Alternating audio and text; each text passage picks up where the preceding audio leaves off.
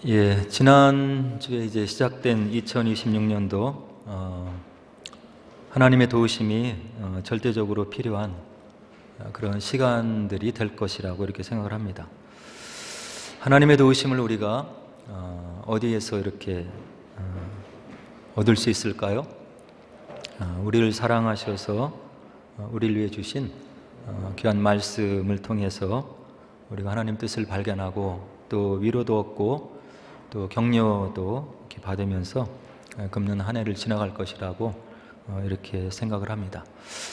그래서 말씀을 그 어느 해보다도 더욱더 가까이 하시고 사랑하시고 또 묵상하시는 우리 모였던 교회 가족 식구들 되어서 주님의 인도하심을 말씀 가운데 잘 받고 또 금년 마무리할 때 하나님의 말씀이 나의 생활을 또 우리의 가정을 우리 교회를 이렇게 인도하셨다고 고백하는 그런 시간이 우리 앞에 있게 되기를 바랍니다. 우리가 성경 하나님의 말씀이 성령의 감동으로 기록된 말씀이라고 이렇게 듣고 있고 또 그렇게 우리가 믿고 있습니다. 하나님의 감동으로 세상에 있는 여러 책자들과 달리 하나님의 성령의 감동으로 기록된 말이라고 했는데요. 왜 우리가 그렇게 고백할 수밖에 없는지에 대해서 한 3가지 정도 생각해 보겠는데요. 첫째는 이 하나님의 말씀 성경이 기록 방법이 굉장히 이렇게 놀라운 것을 우리가 알 수 있습니다. 구약에서 신약까지 성경이 기록된 그 연도를 보면, 기간을 보면 한 1600년 정도 걸렸다고 얘기를 하고요. 그리고 그 성경 각 권의 저자들이 한 40명 이상 이렇게 된다고 이야기를 합니다. 그 저자들의 면면을 보면 군인도 있고 또 목자도 있고 농부도 있고 어부도 있고 또 왕도 있고 또 제사장도 있습니다. 다양한 신분 계층의 사람들이 부르심을 받고 하나님 말씀을 기록해서 우리에게 남겨놓은 거죠. 장소를 보면 모세가 활동했던 아라비아 광야에서 또 마지막 신약의 계시록을 썼던 사도 요한이 머물렀던 반모 섬에 이르기까지 다양한 지역에서 이 저자들이 머물면서 하나님 말씀을 기록해서 남겨놓고 있는 거죠. 이렇게 긴 시간 이렇게 다양한 계층의 사람들, 배움도 다르고 삶의 배경도 다르고 그리고 그들이 있었던 장소도 이렇게 다양한데 이 창세기에서 계시록까지는 일관된 주제를 보여주고 있고요. 또 그것을 성경을 읽는 모든 사람들은 다 이렇게 알 수 있도록 기록해 놓고 있는 거죠. 시간이 다르고 시대가 다르고 문화가 다르고 저자가 달랐지만 이들 뒤에서 역사하시고 이들의 기록에 손끝을 주관하신 하나님의 어떤 역사가 있었기 때문에 이런 일관성을 우리가 발견할 수 있다고 이렇게 생각할 수 있는 것입니다. 그래서 베드로후서는 하나님의 말씀에 대해서 이런 이야기를 하고 있어요. 베드로후서 1장 21절에서 예언은 언제든지 사람의 뜻으로 낸 것이 아니요 오직 성령의 감동하심을 받은 사람들이 하나님께 받아 말한 것임이라. 하나님의 말씀을 받아서 기록한 사람들이 자기 스스로 자의적으로 기록한 것이 아니고 하나님의 영의 감동이 되어서 이 하나님의 말씀을 기록해 놓고 있다고 하는 이야기죠. 그래서 인간의 이성의 차원을 넘어선 하나님의 영의 역사로 감동되어서 기록된 말씀임을 우리가 성경에 대해서 고백할 수 있는 거고요. 두 번째는 이 성경이 그 무수한 어려움과 핍박과 장구한 시간을 걸쳐서 오늘 우리들에게까지 들려줬는데요. 이 성경이 지금 오늘 이 시간까지 우리 손에 들리기까지 이렇게 오랫동안 지속적으로 생존하고 또 유지하게 된 그런 역사성을 보면 이것이 보통 책이 아니구나 하는 것을 알 수 있는 거예요. 히브리어와 아람어 그리고 헬라어로 기록된 이 구약과 신약의 성경이 지금까지 보니까 약 1200가지의 언어로 번역이 되어서 이 지구상에 있는 모든 종족에게 지금 그들의 언어로 그들의 문화를 바탕으로 해서 하나님 말씀을 이해할 수 있도록 하나님의 역사 가운데 하나님의 종들의 노력으로 이렇게 수많은 언어로 번역이 되어서 그들이 이해할 수 있는 그런 말씀으로 그들에게 다가가고 있는 것을 볼 수 있는 거예요. 기독교 역사를 보면 이 성경을 금지하기 위해서 나라가 정부가 앞서서 이것을 금지하고 그리고 법정에 불온서적으로 판결을 받게 해서 성경이 금지되고 태워지고 이와 같은 무수한 환난과 순환을 하나님의 말씀 성경이 받았지만 지금까지 굳건히 그 생명을 유지하고 우리들의 손에 지금 들려지고 있는 거죠. 그래서 이사야 선지자는 40장 8절에서 뭐라고 우리들에게 고백을 남겨놓고 있냐면 풀은 마르고 꽃은 시드나 우리 하나님의 말씀은 영원히 서리라.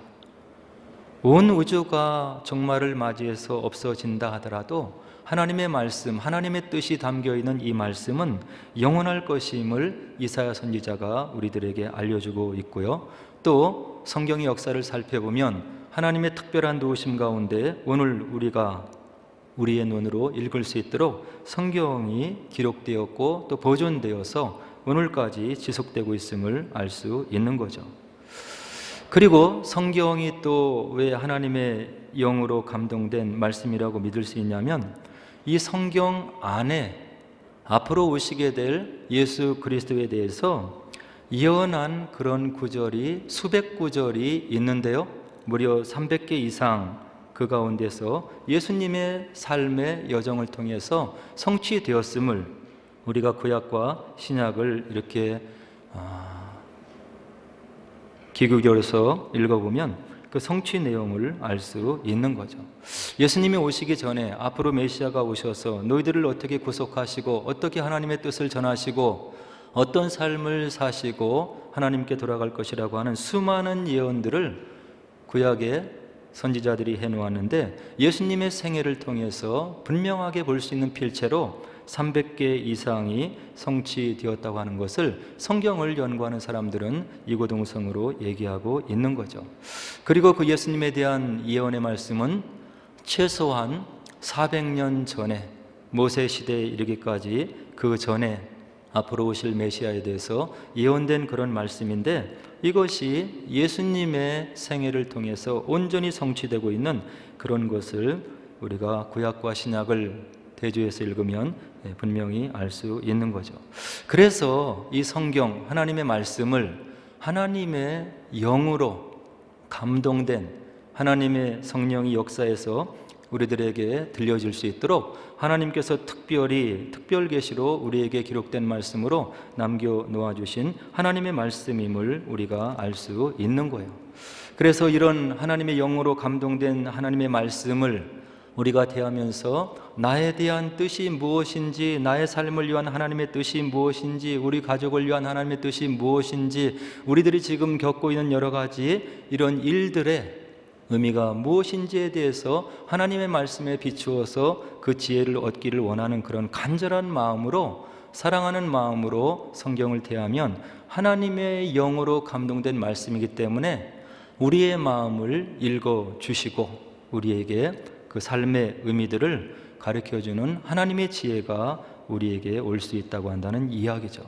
그래서 우리가 매일매일 삶을 통해서 이 하나님의 말씀을 사랑해야 되고요. 그리고 가까이 두어서 묵상하고 말씀을 사모해서 우리들이 이 땅에 한 치 앞을 내다볼 수 없는 이 어려운 삶을 살아가는 우리들이 하나님의 말씀의 조명하심과 인도하심을 받아야 될 마땅한 이유가 여기에 있다고 한다는 이야기죠. 오늘 함께 읽은 본문의 말씀은 이제 이스라엘 백성들이 하나님의 율법을 지키지 않아서 하나님의 마음을 아프게 해서 이방 민족에게 포로로 잡혀가서 바벨론에 이제 포로 생활을 하고 있는데 하나님께서 예언의 말씀으로 회복의 역사를 가져다 줄 것을 하나님께서 이스라엘 백성들에게 알려주시고 있는 거예요. 지금 너희들이 이방 민족의 제국의 포로가 되어서 이와 같이 어려운 생활을 하고 있지만 내가 너희들을 해방시키고 풀어주고 다시금 너희들에게 자유를 줄 것이라고 하는 그런 하나님의 언약의 말씀을 지금 어려움 가운데 있는 이스라엘 백성들에게 해주시고 있는 거죠. 오늘 본문 우리가 세세히 살펴보면 14절로 15절에 보니까 우리의 하나님이 어떤 하나님이신지에 대해서 이사야 선지자가 하나님의 마음을 대변해서 포로된 백성들에게 전해주고 있는 거예요. 뭐라고 얘기를 해주시냐면 그 하나님은 이스라엘의 구속자가 되신다. 그리고 이스라엘의 거룩하신 분이시고 이스라엘의 창조자가 되시고 이스라엘의 왕이 되시는 분이다. 이렇게 이사야 선지자의 입을 통해서 포로된 백성들에게 하나님이 누구이신지에 대해서 알려주시고 있는 거죠. 그래서 어려운 포로 생활을 하는 백성들에게 희망의 말씀으로 다가오는 이 하나님의 말씀이 우리들에게 무엇을 또 얘기해 주냐면 어렵고 힘들고 앞을 예측할 수 없는 이러한 삶을 금년 한 해를 살아가는 우리들에게 내가 너희들에게 이러한 하나님이다 하는 것을 이사야 선지자의 필체를 통해서 우리들에게 알려주시고 있는 거예요. 저와 여러분들을 생명을 주시고 다시금 구속해 주신 구속자가 되시는 하나님이시고 또 우리의 삶을 체크하고 인도하고 거룩하게 살 수 있도록 새 힘을 주시는 거룩한 분이시고 그리고 우리의 삶을 날마다 새롭게 창조해 나가시는 창조자가 되시는 분이고 그리고 우리의 모든 삶의 여정을 인도하실 우리들의 참된 왕이 되시는 그런 분이심을 이사야 선지자를 통해서 오늘의 이 불안한 세상을 살아가는 저와 여러분들에게 이와 같이 든든하고 힘이 되시고 그리고 우리의 삶을 인도하시기에 능력이 많으신 그 하나님이 바로 저와 여러분들이 하나님 되신다고 하는 것을 오늘 이사야 선지자가 14절과 15절에서 분명하게 이야기를 해주고 있는 거예요. 그 하나님께서 이스라엘 백성들에게 뭐라고 얘기를 해주시냐면 하나님께서 하나님의 이름을 걸고 내가 이와 같은 약속을 너희들에게 지금 주고 있는 것이다. 이런 얘기를 14절과 16절에서 해주시고 있는 거예요. 뭐라고 하십니까? 14절에서 여호와가 말하노라. 여호와가 말하노라. 16절에 나 여호와가 이같이 말하노라. 온 우주보다 크신 하나님이시기 때문에 이 우주 안에 있는 그 어떤 것을 가지고 하나님의 말씀의 신빙성을 이렇게 주장할 수 없기 때문에 하나님의 이름을 걸고 내가 지금 너희들에게 들려주는 말이 분명한 약속이고 그리고 분명히 이루어질 그런 약속의 말씀이라고 하는 것을 하나님의 이름을 걸고 이스라엘 백성들에게 이야기를 해주시고 있는 거예요. 우리가 성경을 보면 우리 하나님께서는 하나님의 이름을 위해서 자신의 그 당신의 이름을 위해서 정말로 신실하게 활동하시고 또 우리를 위해서 성실하게 그 약속을 이행해 나가는 그런 분임을 여러 군데에서 우리가 볼 수 있는 거예요. 에스겔서 36장 22절에 보니까 뭐라고 에스겔 선지자가 말씀을 하고 있냐면 그러므로 이스라엘 족속에게 말하라. 주 여호와의 말씀이 이스라엘 족속아 내가 이렇게 행함은 너희를 위함이 아니요 너희를 위함이 아니요 너희가 들어간 그 여러 나라에서 더럽힌 나의 거룩한 이름을 위함이라. 이스라엘 백성을 위해서 하나님이 일을 하는 것 같이 느껴지지만 사실은 그 백성들 가운데서 떨어지고 그리고 더럽혀진 하나님을 모르는 사람들에 의해서 더럽혀진 여호와의 이름을 회복하기 위해서 하나님께서 스스로 이렇게 일하신다고 에스겔 선지자를 통해서 이야기를 해주시고 있는 거예요. 부족하고 연약하고 그리고 결심이 굳지 못한 저와 여러분들을 하나님께서 구속해 주시고 하나님의 자녀가 된 그런 어떤 영광스러운 신분의 변화를 하나님께서 우리에게 허락하셨지만 하나님께서 우리를 위해서 일하시는 그 근본적인 이유는 무엇이냐면 저와 여러분들의 삶을 통해서 여호와의 이름을 영광스럽게 하시려고 그리고 여호와의 이름을 높이시기 위해서 그 이름의 영광을 위해서 저와 여러분들의 부족한 삶을 간섭하시고 지도하시고 인도하시고 우리의 삶을 인도해 나가신다고 하는 그런 귀한 뜻이 에스겔 선지자의 말씀 속에 들어 있는 거예요. 우리들의 모습을 생각해 보면 알 수 있잖아요. 한결같은 그런 마음을 가지고 충성하지 못하고 하나님 말씀에 기록되어 있는 그런 하나님의 성실하심도 우리에게 부족하고, 그리고 한 주간의 삶을 살면서도 여러 번 엎치락 뒤치락하는 우리의 변덕스러운 마음을 우리가 스스로 알고 있는 거예요. 그런 저와 여러분들을 하나님께서 끝까지 인내하시고 우리를 바른 길로 인도하시고 하나님의 열심을 내어서 우리의 삶 속에 들어오셔서 이렇게 성실하게 일하시는 것은 저와 여러분들의 연약한 삶을 통해서 하나님의 이름의 영광을 회복하시려고 하는 하나님의 열심이 배어 있다고 하는 것을 우리가 꼭 기억하시고, 이 하나님을 위해서 우리가 좀 더 충성된 삶을 살아야 되겠다 하는 생각을 가져보게 되는 거죠. 그리고 이사야 선지자는 48장 9절로 11절에 또 뭐라고 얘기하냐면, 내 이름을 위하여 내가 노하기를 더디할 것이며 내 영광을 위하여 내가 너를 참을 것이라. 어찌 내 이름이 욕되게 하랴. 내 영광을 다른 자에게 주지 아니하리라. 하나님께서 하나님 당신의 이름을 얼마나 소중히 여기시는지, 그리고 하나님께 마땅히 돌아가야 될 영광을 그 누구에게도 빼앗기지 않겠다고 하는 하나님의 단호한 마음과 결심이 이런 선지자의 말을 통해서 알 수 있는 거예요. 내 이름을 위하여 내가 노하기를 더디할 것이고 내 영광을 위하여 내가 너를 참을 것이고 어찌 내 이름이 욕되게 하랴. 내 영광을 다른 자에게 결코 주지 않을 것이다. 그리고 시편 23편 3절에 시편 기자는 뭐라고 얘기를 하냐면, 내 영혼을 소생시키시고 자기 이름을 위하여 의의 길로 인도하시는도다.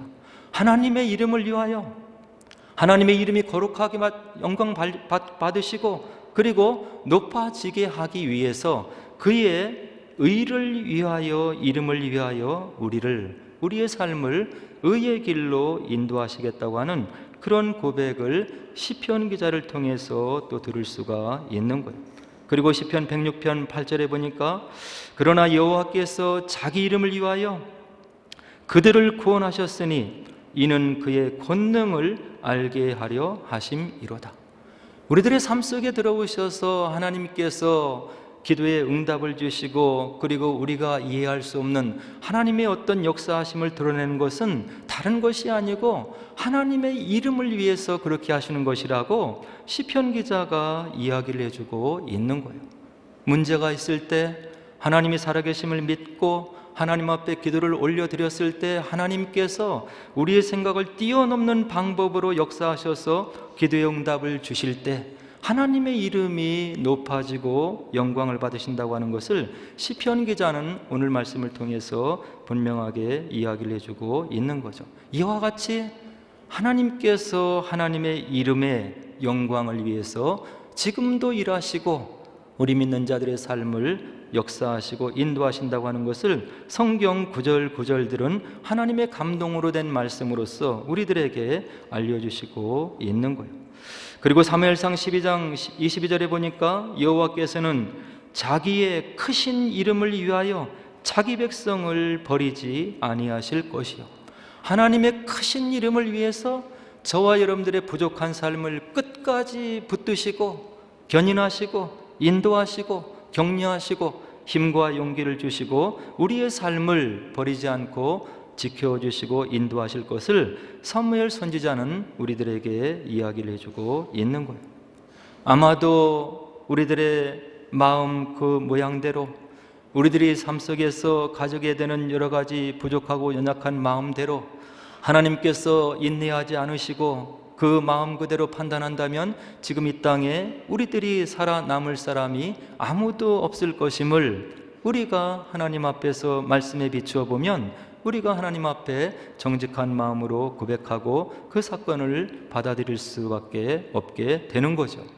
그와 같이 부족하고 연약한 저희들이지만 하나님께서 우리를 택하시기로 작정하셨고 불러주셨고 예수를 만나고 체험할 수 있도록 은혜를 주신 그 하나님께서 우리의 삶을 통해서 하나님 이름의 영광이 돌아가게 하기 위해서 지금까지 우리를 참고 견인하고 인내하시고 우리의 연약한 기도에 응답하시고 우리를 지금까지 붙들어 주신다고 하는 이 엄청난 하나님의 사랑을 우리가 마음속에 깨닫고 이 하나님을 높이면서 금년 한 해도 하나님의 이름을 위해서 우리가 살아가야 되지 않겠냐 하는 생각을 다시 한번 가져보게 되는 거예요. 그리고 이 하나님께서는 또 우리들에게 무슨 약속을 해주시냐면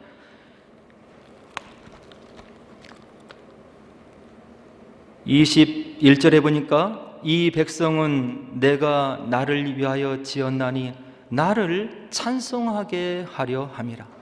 저와 여러분들을 지으신 하나님의 목적이 있는데 무엇이냐면 하나님을 찬송하는 존재로 인격적인 하나님의 사랑을 받는 대상이 되어서 그 하나님의 사랑을 깨닫고 그 하나님의 사랑을 높이고 그리고 그 성호를 찬양하는 그런 인격적인 존재가 되기 위해서 하나님께서 저와 여러분들을 지어주셨다고 21절이 우리들에게 분명하게 이야기를 해주고 있는 거예요.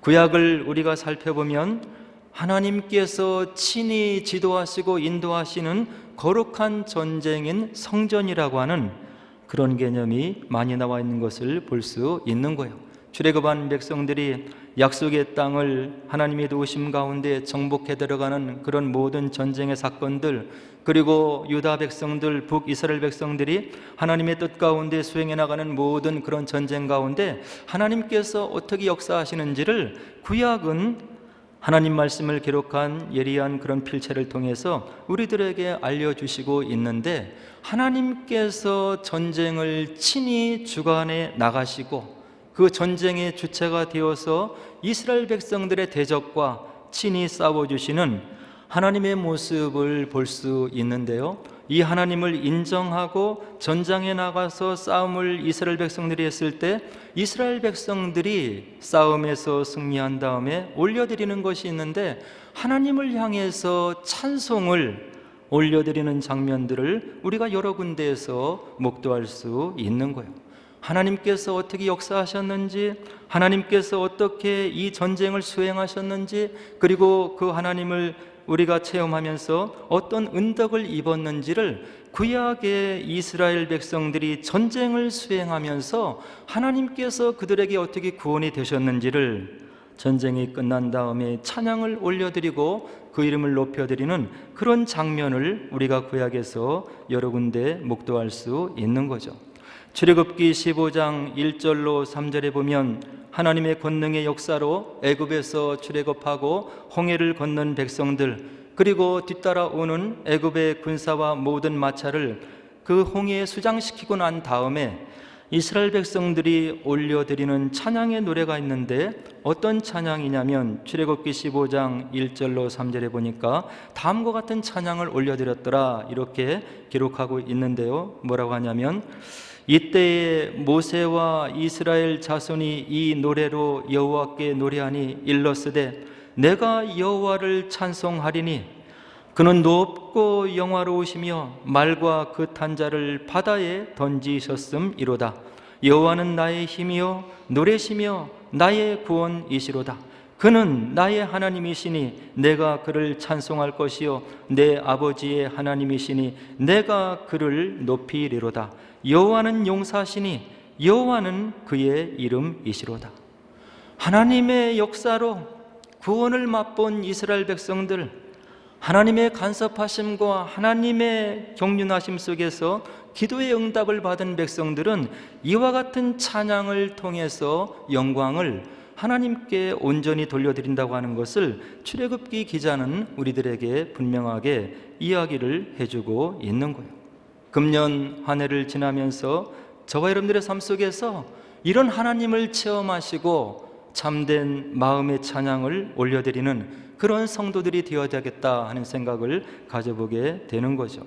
또 다른 예를 보면 남유다에 여호사밧 왕이 있었는데요, 이 사람이 이제 모압과 암몬, 마온이라고 하는 연합군들의 침략을 받았을 때 여호사밧 왕과 백성들이 올려드리는 감사의 찬양의 모습이 역대하에 기록되어 있는 것을 볼 수 있는 거예요. 역대하 20장 15절에 보니까 하나님께서 전장에 나가는 여호사밧 왕과 백성들에게 무엇라고 훈면해 주시냐면, 이 전쟁은 너희에게 속한 것이 아니요 하나님께 속한 것이라.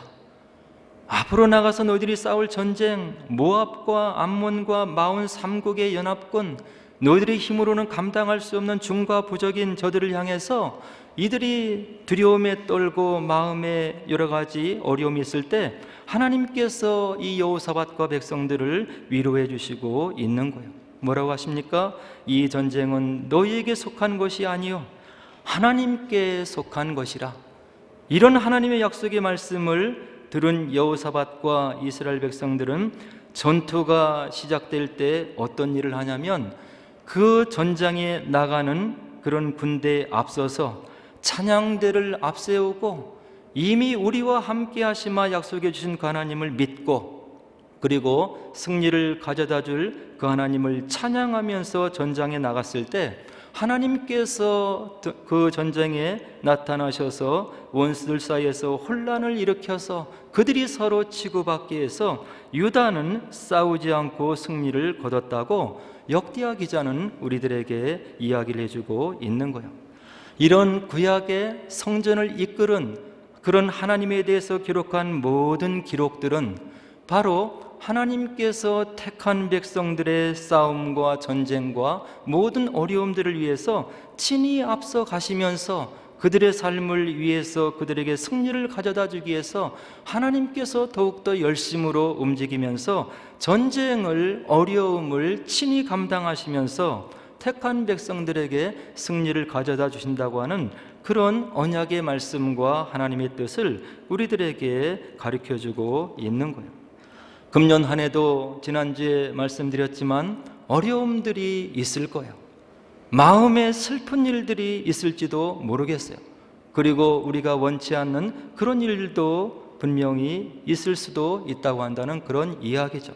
세계 정세가 안정이 되고 나아지기보다는 더욱더 어려워지고 기후와 여러 가지 재난 사건들이 더욱더 많아질 수도 있고, 이와 같이 한치 앞을 내다볼 수 없는 이런 어렵고 힘든 우리의 삶, 앞으로 펼쳐질 2026년들을 우리가 살아갈 때 하나님의 영감으로 기록된, 저와 여러분들을 위해서 기록된 하나님의 말씀이 우리들에게 무엇을 권면해 주시고 어떠한 마음으로 살아야 되고 무엇을 믿고 누구를 위해서, 그리고 우리가 누구를 의지해서 이 어렵고 힘든 시간들을 헤쳐나가야 되는지를 주시는 하나님의 말씀에 귀를 기울여야 된다고 하는 그런 뜻을 오늘 말씀을 통해서 우리가 알 수 있는 거예요.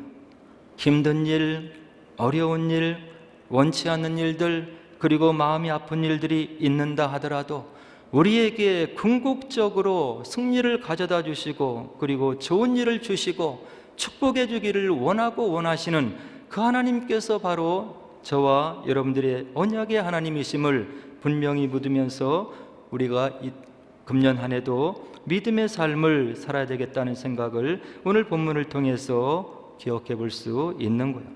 그래서 하나님께서는 오늘 본문 18절과 19절에서 이런 약속의 말씀을 또 우리들에게 주시고 있는 거죠. 뭐라고 하십니까? 너희는 이전 일을 기억하지 말며 옛날 일을 생각하지 말라. 보라, 내가 새 일을 행하리니 이제 나타낼 것이라. 저와 여러분들에게 세상이 어렵다고 하도, 그리고 한치 앞을 내다볼 수 없는, 그리고 여러 가지 어려움과 힘든 일과 환난과 고통이 앞에 펼쳐져 있다 하더라도 이 언약의 말씀을 주신 하나님을 우리가 믿고 금년 한 해도 우리가 믿음의 행진을 당당하게 해나가야 되지 않는가 하는 생각을 해보게 되는 것입니다. 너희는 이전 일을 기억하지 말며 옛날 일을 생각하지 말라. 보라, 내가 너희를 위해서 새 일을 행하리니 이제 너희들의 삶의 앞에 나타나지게 될 것이다. 요한복음 10장 10절에 보니까 우리 주님께서 우리를 위해서 격려해 주시는 귀한 말씀이 있는데 이와 같이 우리를 격려해 주시고 있는 거예요. 도둑이 오는 것은 도둑질하고 죽이고 멸망시키는 것뿐이요 내가 온 것은 메시아로 내가 온 것은 양으로 생명을 얻게 하고 더 풍성히 얻게 하려는 것이라. 주님께서 이 땅에 오시는 것은 저와 여러분들에게 이런 은혜를 주시기 위해서 오셨다고 우리 주님께서 친히 우리들에게 약속을 해주시고 있는 거예요. 양으로, 하나님의 백성으로 생명을 얻게 하고 더 풍성히 얻게 하는 것이 저와 여러분들이 예배하고 경배하는 우리 주님의 간절한 소원이라고 하는 것을 사도 요한이 이야기를 해주고 있는 거죠. 예레미야 선지자는 또 어떤 말씀으로 우리를 격려해 주시냐면 29장 11절에서 여호와의 말씀이니라. 너희를 향한 나의 생각은 재앙이 아니라 평안이요 너희에게 미래와 희망을 주는 생각이라.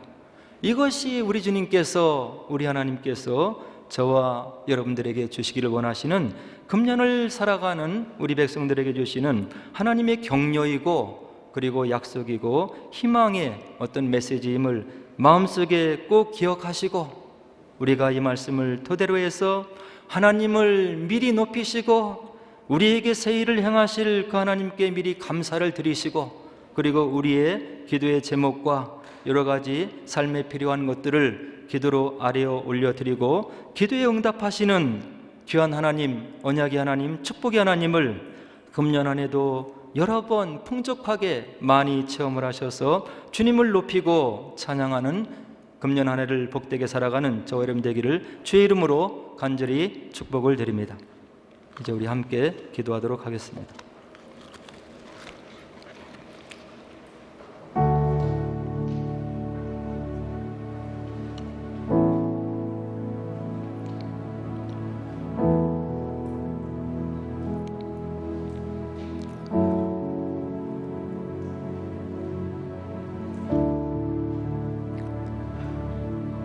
이 땅에 있는 그 어느 것도 우리들에게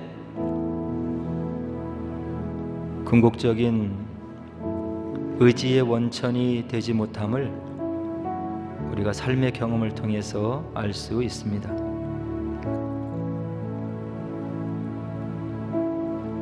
우리에게 위로를 주고 소망을 주기를 바라고 우리의 마음을 내려놓지만 그것이 그렇게 오래가지 못함을 우리가 경험적으로 알 수 있는 것입니다.